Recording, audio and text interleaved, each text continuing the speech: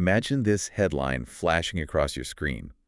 French government on the brink of collapse, sending Eurozone into turmoil. That's quite a dramatic thought, isn't it? It really is. But that unsettling scenario is pretty much the high-stakes scene playing out right now in France, one of Europe's, well, foundational economies. What we're seeing is a deep political and financial crisis unfolding. Absolutely intertwined. Here on the Deep Dive, our mission, as always, is to cut through the noise. We want to give you a clear, concise shortcut to understanding this incredibly complex situation. We've taken the material you've provided, all the articles, the research, the analysis, and we're going to unpack these, well, intertwined financial woes and the really dramatic political maneuvers. Trying to make sense of it all. Exactly. Our goal is to shed light on what it means, not just for France and the wider Eurozone, but also its, surprising ripple effects, things reaching even as far as the UK. Which we'll definitely get into. Okay, so right now, the immediate tension is, well, you can feel it. Prime Minister Fosul has made this truly audacious move. It's explicitly linking a critical austerity budget to a vote of no confidence in his own government. Wow. And that vote is looming just 2 weeks away. This has already sent Paris stock markets tumbling, borrowing costs are up sharply. Not just domestic politics, then. Not at all. It's raising serious questions about the fundamental stability of Europe's second-largest economy. So let's dive in here. It's an extraordinary political gamble, you have to say. Few leaders would dare. Prime Minister Fosul has, well, essentially called a vote of no confidence on himself, Right. directly tying it to passing this critical austerity budget. It's high stakes, a real moment of political brinkmanship. It is, and it makes you ask, why? What's the main driver behind this particular move? Is it pure desperation, or is there some kind of calculated strategy for Fosul? Well, the rationale, looking at the material you gathered, it's pretty stark, unambiguous, really. Okay. France's budget deficit right now stands at 5.8%. Now, to put that in perspective, that's nearly double the EU zone's 3% limit. Double. Yeah, a limit he has publicly called totally unsustainable. Right. So this dire financial reality is the backdrop. And as Fosul himself put it, quite dramatically, he sees this as throwing himself on the political funeral pyre. Goodness. He sees it as a do-or-die moment for the nation's finances, a last-ditch effort, perhaps, to pull France back from what he clearly sees as a fiscal cliff edge. Right. The calculation seems to be that the political pain now is better than a looming economic collapse. And as we look through the material you shared, something that jumps out as really chilling is this warning. This idea that France could actually be facing a Liz Truss-like moment. That comparison. In the bond markets, maybe within the next year or two. Yeah. Now, for those who remember that brief period in the UK, well, pension funds were on the brink, a complete loss of investor confidence. A dramatic reversal, yeah. So when we talk about that level of market spook, what specific mechanisms are we worried about here? And how might it play out differently in France, given its size and role in the Eurozone? Look, that comparison to the Liz Truss era, it isn't made lightly. What happened in the UK was a rapid, absolutely brutal repricing of risk. Because of fiscal credibility. Exactly. A perceived lack of fiscal credibility, no trust in the government's economic plan. Now, in France's case, with its much larger economy and its integral place in the Eurozone, well, a similar loss of confidence wouldn't just hit domestic pension funds. No. It would ripple through the entire Eurozone. It could challenge the European Central Bank in ways we haven't really seen before. We're talking about the potential for a full-blown sovereign debt crisis. In Europe's second largest economy. Precisely, which could destabilize the whole bloc. The sources really underline that the markets are watching this budget vote very, very closely. It's a critical signal of France's willingness to tackle its deep structural issues. So Fosul's trying to head that off. And, crucially, trying to avoid the paralysis his predecessor faced. Right. The material reminds us that Michel Barnier, a name many will recognize, former Brexit negotiator, known for being tough, pragmatic. Very much so. He also tried to push through an austerity budget.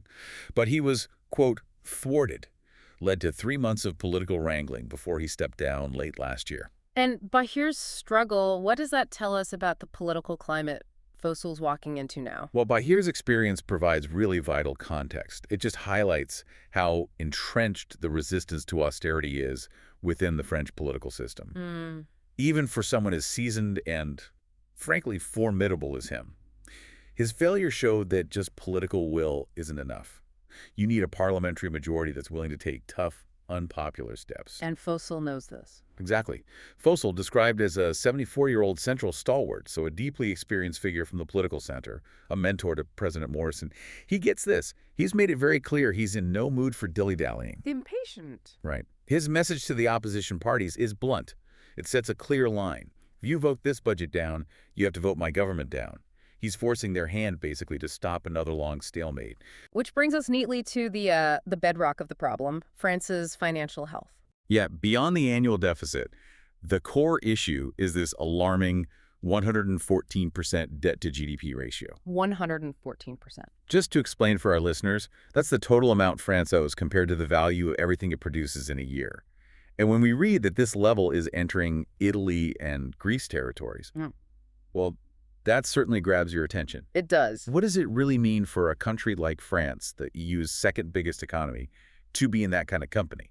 That comparison is incredibly relevant. Italy and Greece, they've historically struggled with high debt, often needing bailouts or big market interventions. Right. For France, a pillar of the Eurozone, to hit 114% debt to GDP way above the EU's own 60% guideline, it's a profound concern. It signals a structural weakness. It's not just numbers on a page. No, it's about long-term economic sustainability. It's about the confidence of international investors. And the material shows us this heavy debt is already directly impacting the markets. And we are seeing those consequences right now. The bond markets are clearly spooked. Paris stocks have tumbled, borrowing costs up sharply. This isn't abstract theory. No, it's immediate, tangible market reaction, a real-time risk assessment. But what's particularly striking, as the sources highlight, is just how far back we have to go historically to find similar levels of financial pressure. Exactly. The material really underscores the historical weight of this moment. Bond premiums for 10-year French bonds. That's the extra interest investors demand. Right. The extra yield they want to hold French debt compared to, say, ultra-safe German bonds. Well, these premiums are trading at levels not seen since the 1970s. The 1970s. The 1970s, that's a flashing red light. It signals a profound erosion of confidence about France's financial stability. It tells us investors see significantly higher risk in lending to France now. And that perception directly means higher borrowing costs for the government. Making it even harder to service that huge debt. It's a vicious cycle. Yet, despite the Prime Minister and the bond market seeing this so seriously, there's this paradox in public perception. The disconnect. Successive polls show the French public is, quote, in no mind to take any austerity pills. They just don't seem to perceive the crisis with the same urgency. How do we explain that split? This divergence is absolutely crucial to understanding the political gridlock. Part of it is historical, you know. The French public has a long-standing resistance to austerity. They often see it as an attack on their social model. Right. Plus, things like budget deficits, bond premiums, they're quite abstract, aren't they? They don't always hit home as strongly as immediate worries like living costs or public services. So it creates a tough environment for leaders. A deeply challenging environment for any leader trying to push through unpopular but arguably necessary reforms. And this public mood, combined with the current political landscape, well, it traces right back to President Moore's fated decision a year ago. Ah, yes, dissolving Parliament. That decision, yeah. That was meant to reset things after a, quote, dismal performance in the European parliamentary elections. What an outcome it produced. Indeed, a critical outcome. Those snap elections gave us this three-way split in Parliament. You've got the socialists and the far-left France unbowed over here. The centrists sort of in the middle. And then the far-right National Rally, led by Marine Le Pen and Jordan, plus bits of the old center-right. So how does this extreme fragmentation just hobble any government trying to govern, especially with these financial pressures? Well, this three-way split is the root of the current instability. Yeah. It's not just that Fosul lacks a clear majority. It's deeper than that. It is. It's that you have three distinct, often ideologically opposed blocs. It makes it incredibly difficult to, as the source says, cobble together enough of a majority for any big legislation, let alone an austerity budget. The numbers just aren't there. The political math suggests it's extremely unlikely. Is centrist bloc can find enough allies? Each bloc has its own priorities, its own electoral calculations. Nobody wants to be seen compromising or hurting their voters. And the opposition, especially the far right. They've taken a very firm stance. The sources quote them saying unequivocally, There is no way we are going to vote for a budget that will be economically detrimental to the quality of life of your average French person. So gridlock. Deeply entrenched political gridlock. Compromise seems almost impossible right now. And if we link this to the bigger picture, this whole maneuver by Fosul, the potential fallout, it's widely seen as the starting bell for campaigning for the 2027 presidential elections. Oh, right. That adds another layer, doesn't it? Absolutely. It turns a budget crisis into a full-blown electoral pregame. And this is huge because President Moore, by law, can't run in again. No third consecutive term. Exactly. Which creates this immense power vacuum at the top of French politics and, frankly, a very, very unstable situation. Everyone's positioning themselves. Every political player, from Marine Le Pen to the socialist leaders, they're all eyeing that open field. Fosul's gamble isn't just about his government surviving. It's about shaping the narrative for the next presidential race, maybe trying to look strong and decisive. So Moore, the outgoing president, he's in a tough spot. An unenviable position, yeah. While he certainly doesn't want to dissolve Parliament again, though legally he can, a year has passed. He could, technically. The material suggests he may well have to if Fosul loses this confidence vote. What would another round of parliamentary elections mean for France's stability and its ability to fix these problems? Look, another snap election would just prolong the instability. It might even deepen it. More uncertainty. Months of uncertainty, further delaying any real fiscal reforms while the markets keep piling on the pressure. For Moore, it's really a no-win situation. Dissolving again risks another fragmented result, maybe even stronger gains for the opposition. Weakening his final years. Further weakening his final years in office, exactly. It would be a stark admission that his initial gamble failed spectacularly. A clear signal the French political system is struggling to produce stable government. A huge blow to his legacy. And if all that wasn't enough, there's also looming social unrest. Right, the protests. A major protest planned for September 10th, just 2 days after this confidence vote, specifically against these cost-cutting measures. And the sources suggest They suggest it has the potential to block half of France. So it's not just political and economic, it's deeply societal too. How significant could these protests be? these protests are a crucial wild card. Historically, French governments have often faced powerful public opposition to austerity.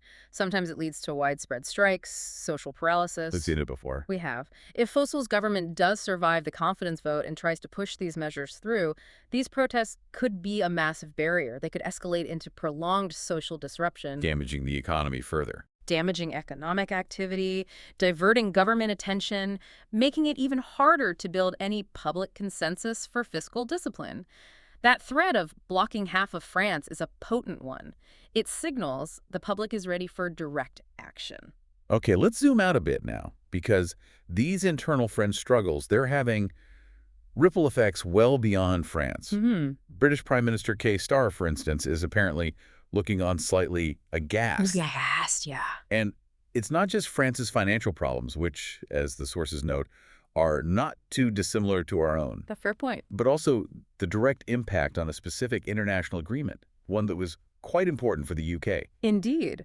What's particularly relevant for the UK here is the fate of the UK-France migrant returns deal. Ah, the returns deal. This was a critical agreement, a law that hadn't yet been passed with the French Interior Ministry, but the idea was to make it much easier for the French police to stop boats when they are in the water. Which is different from now. Currently, they mainly intervene on beaches. This has been a major sticking point, a source of frustration for the UK in managing cross-channel migration. And this deal wasn't just some minor thing, was it? The material calls it a big fruit from President Moore's state visit to the UK just a couple of months ago this summer. Presented as a significant breakthrough, yeah, a concrete achievement in a really sensitive area. Now, potentially, it's in jeopardy. Exactly.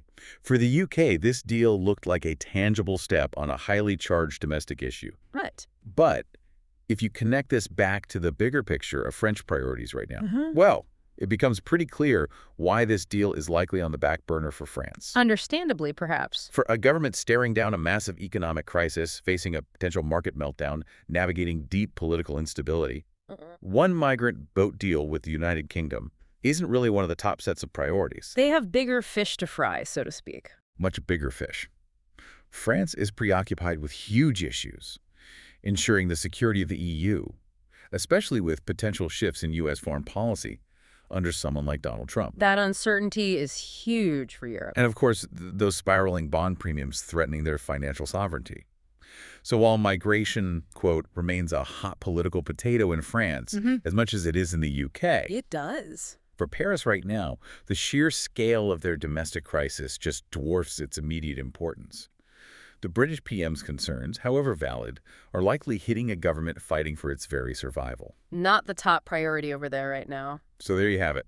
France is navigating this truly complex, interconnected crisis. You've got a budget deficit pushing a prime minister into a dramatic political gamble, Which is spooking bond markets. fueling public discontent, threatening to paralyze the nation. And even casting shadows on international agreements like that UK migrant deal. It's a lot. This complex interplay, financial vulnerability, political fragmentation, societal unrest, it raises a really important question for you, the listener, to think about. Given France's pivotal role, as a major EU player, its struggles aren't isolated. What does this signal for the broader stability of the Eurozone, for the future of European cooperation? And how might this domestic turmoil in France maybe influence other populist movements or political landscapes across the continent, especially those pushing for more national sovereignty or challenging fiscal rules? And ultimately, what broader lessons can we maybe draw from this about the immense challenges of balancing national budgets with deeply held public sentiment in our deeply interconnected world today? Something to consider.